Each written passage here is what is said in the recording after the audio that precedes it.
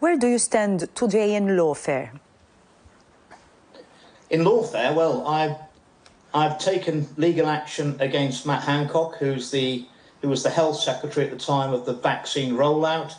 That's 2.5 years in, and he's doing everything he can to delay and increase the cost to try and take my resources away so I can't pursue him. He desperately does not want to be in court answering questions under oath about the safety and efficacy of those experimental vaccines.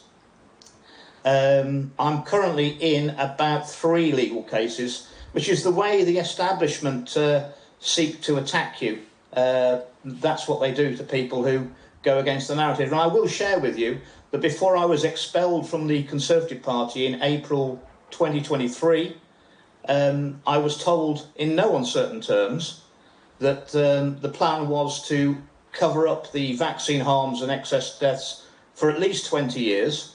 I've been offered bribes the previous January of anything I wanted.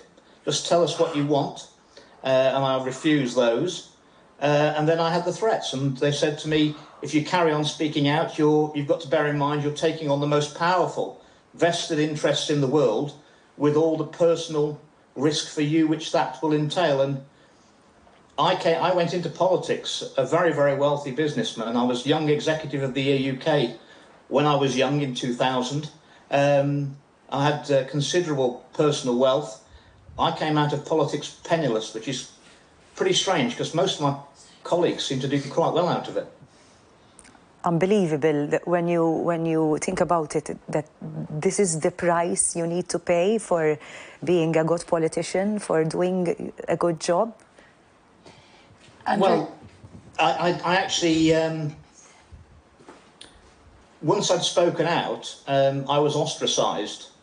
I spent 20 months, the last 20 months I was in Parliament, eating all my meals on my own.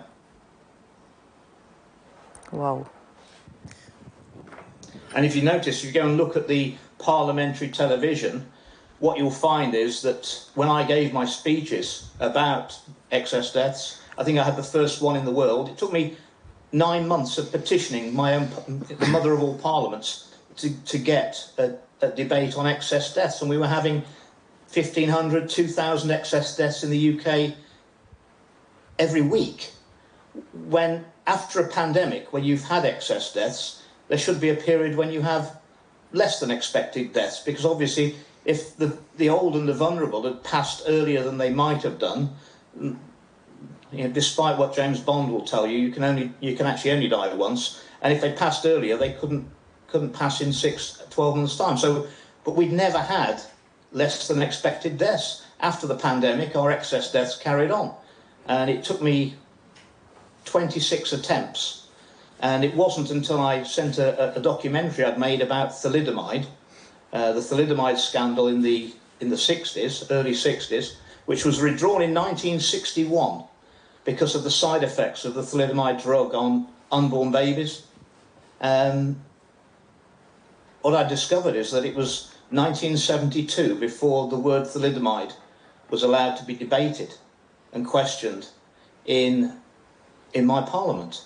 And a ruling of 3 Strasbourg judges against Kemi Grunethal, the manufacturer of thalidomide, they ruled that speakers at the House of Commons had deliberately suppressed all debate on thalidomide for 11 years. So I can understand how the government thought they could possibly get away with a 20-year cover-up. But I mean, the post office scandal I uncovered, that was covered up for 20 years. 1,000 people got criminal records, many of them went to prison when they were completely innocent. It was a glitch in the computer system that was doing the accounts at the post office that was leading to their convictions wrongly. And everyone knew in Parliament about that 10 years before it was actually exposed. And I went to all the media then and nobody would cover the story, just like when I went with my evidence about the vaccine harms and the excess deaths and what was causing it and the science behind it to all the media in our Parliament, the same media who wouldn't cover the post office scandal. Again, I was completely blanked. And I'm actually banned more or less from mainstream media at all, whereas I used to be on television 3 or 4 times a week.